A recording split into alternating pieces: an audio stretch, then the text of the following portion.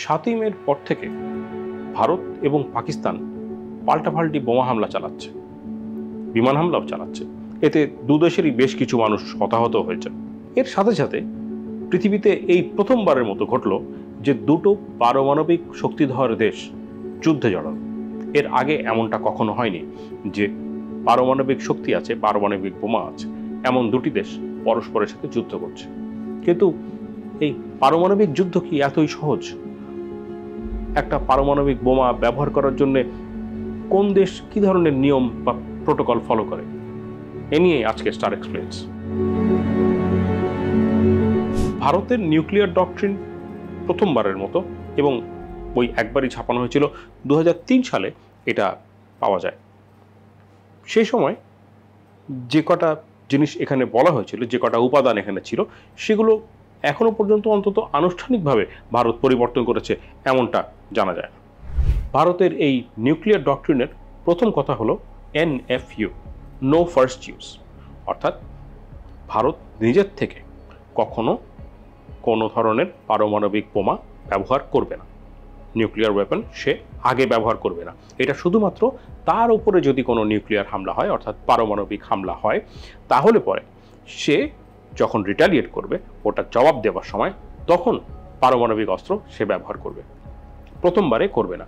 এটা শুধু ভারতের যে ভূমি, সেইখানে যদি পারমাণবিক কোনো হামলা হয় সেটারও হতে পারে, আবার এমনও হতে পারে যে ভারতীয় সৈন্যবাহিনী বা ভারতীয় সামরিক বাহিনী অন্য কোথাও আছে, সেইখানে যদি তাদের উপরে পারমাণবিক হামলা হয়, সেক্ষেত্রেও ভারত তার জবাব দিতে পারে পারমাণবিক হামলা দিয়ে।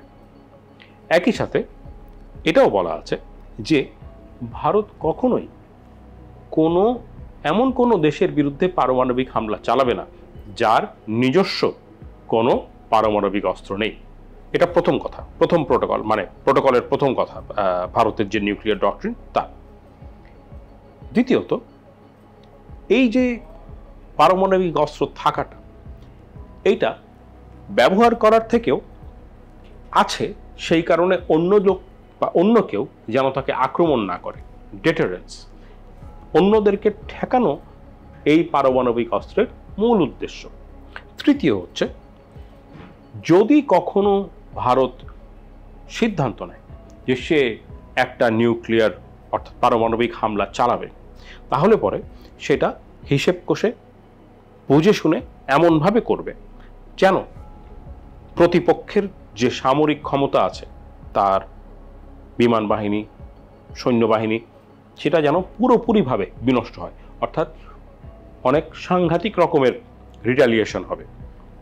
আরেকটি বিষয় এখানে এক্সেপশন হিসেবে বলা আছে, সেটা হচ্ছে যে পারমাণবিক হামলা ছাড়াও ভারত উত্তর দিতে পারে তার পারমাণবিক অস্ত্র দিয়ে, যদি সেটা বায়োলজিক্যাল অথবা কেমিক্যাল ওয়েপনের হামলার সে আক্রান্ত হয়। অর্থাৎ ভারতের উপরে কেউ যদি বায়োলজিক্যাল ওয়েপন বা কেমিক্যাল ওয়েপন দিয়ে হামলা চালায়, তাহলে সেটার জবাবে ভারত পারমাণবিক হামলা আবার পাল্টা আক্রমণ হিসেবে চালাতে পারে। সেই সময় সে পারমাণবিক অস্ত্র হয়তো ব্যবহার করলেও করতে পারে, সেটা তার খুশি। একটি ছোট্ট তথ্য এখানে দেওয়া যায়, সেটা হচ্ছে যে ভারতের এই নিউক্লিয়ার ডক্ট্রিনের যে বলা যায় যে স্থপতি, যিনি এটা তৈরি করেছেন, তিনি কৃষ্ণস্বামী সুব্রমণিয়াম, বর্তমানে ভারতের যে ফরেন মিনিস্টার এস জয়শঙ্কর, তার বাবা। এবারে পাকিস্তানের নিউক্লিয়ার ডক্ট্রিন, প্রথম কথা হচ্ছে যে পাকিস্তানের এমন কোনো ঘোষণা দেওয়া নিউক্লিয়ার ডক্ট্রিন নেই। বিভিন্ন সময় সময় সেইটার ব্যাপারে এক রকমের আভাস পাওয়া যায়, তবে এইটা মোটামুটিভাবে পরিষ্কার করে বলা হয়েছে, এবং পাকিস্তান বিভিন্ন সময় সময় তাদের বিভিন্ন যে দায়িত্বে থাকা দায়িত্বশীল লোকজন, তারাও সময় সময় বলে ফেলেছে বিভিন্ন জায়গায়, সেটা হচ্ছে পাকিস্তানের কোনো নো ফার্স্ট ইউজ পলিসি নাই। অর্থাৎ সে ফার্স্ট ইউজ সে করতেও পারে, তবে এটা কোনো আনুষ্ঠানিক ব্যাপার না বা লিখিতভাবে কোথাও পাওয়া যায় না। বলা হয়ে থাকে যে পাকিস্তানের জন্য এইটা এক রকমের একটা স্ট্র্যাটেজিক ডিসিশন, কারণ ভারতের যে পরিমাণ তার সৈন্যবাহিনী এবং তার যেহেতু অনেক বড় আর্মি এবং এয়ারফোর্স, দুদিক থেকেই তারা অনেক বড়, সেইটা ঠেকানোর জন্য, কনভেনশনাল ওয়ারফেয়ার ঠেকানোর জন্যও তারা যেহেতু এই ব্যাপারে কোনো তাদের ডক্ট্রিন নাই, তাই পাকিস্তানের এই যে হুট করে যদি ব্যবহার করে ফেলে, সেই ভয়ে যেন আর কেউ তাদেরকে আক্রমণ না করে, এটা মূলত ভারতকে ঠেকানোর জন্যই তাদের এরকম একটা পজিশন বা পশ্চারিং। নিউক্লিয়ার মানে পারমাণবিক অস্ত্র ব্যবহার করার জন্য ধরে নেওয়া হয়, জানা যায় পাকিস্তানের 4 রকমের ট্রিগার আছে, বা 4টা শর্ত, 4 ধরনের কারণ হতে পারে এই পারমাণবিক অস্ত্র ব্যবহার করার জন্য।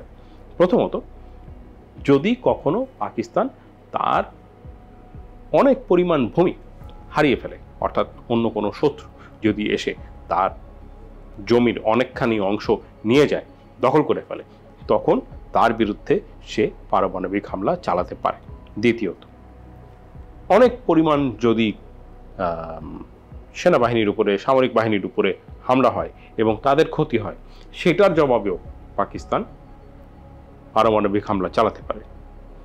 যদি এমন কোনো ব্যবস্থা হয় যেখানে শত্রু প্রতিপক্ষ এমন কিছু করেছে যে পাকিস্তানের যে অর্থনীতি সেটা একেবারে দম বন্ধ হয়ে বসে যাওয়ার অবস্থা, তখনও সে পারমাণবিক হামলা করতে পারে। আর চতুর্থত, যদি এমন কিছু করে থাকে শত্রু বা প্রতিপক্ষ যে পাকিস্তানের যে রাজনৈতিক অবস্থা সেটা একেবারে অস্থিতিশীল হয়ে উঠেছে অন্য কারো কাজে, তখনও সেটার জবাবেও পাকিস্তান পারমাণবিক বোমা বা অস্ত্র ব্যবহার করতে পারে। এই 4টা ট্রিগার আছে। এই 4টা ট্রিগারে কোনো একটা যদি এরকম হয়, সে মনে করে যে এই ট্রিগারে এসছে, তাহলে পরে সে পারমাণবিক হামলা চালাতে পারে। 10 তারিখ সকালবেলায় যখন খবর পাওয়া গেল যে ন্যাশনাল কমান্ড অথরিটি একটা মিটিং বসছে, পাকিস্তানের নিউক্লিয়ার অথরিটি, সেটা তার কিছুক্ষণের মধ্যেই তাদের ডিফেন্স মিনিস্টার খাজা আসিফ জলদি করে আবার আনুষ্ঠানিকভাবে ঘোষণা দিয়ে জানিয়ে দেন যে আমাদের এরকম কোনো মিটিং নাই, স্কেডিউল করা নাই, নিউক্লিয়ার আমার পারমাণবিক অস্ত্র আছে, কিন্তু এটা অনেক অনেক অনেক দূরের ব্যাপার, এখনই সেটা নিয়ে আলোচনার ব্যাপার নাই। এবং এখন দুপক্ষের পাল্টাপাল্টি যে হুঁশিয়ারি এবং সতর্কবাণী, একদিকে যেমন পাকিস্তান বলছে যে আমাদের আপাতত আমাদের শোধ নেওয়া হয়েছে, আর অন্যদিকে ভারত যেরকম বলছে যে আর একটাও যদি হামলা হয় তাহলে পরে আমরা ধরে নেব যুদ্ধের ঘোষণা হচ্ছে। তাদের মনে হয় যে দুপক্ষ আপাতত যুদ্ধ মোটামুটিভাবে থামিয়ে দিতে চলেছে।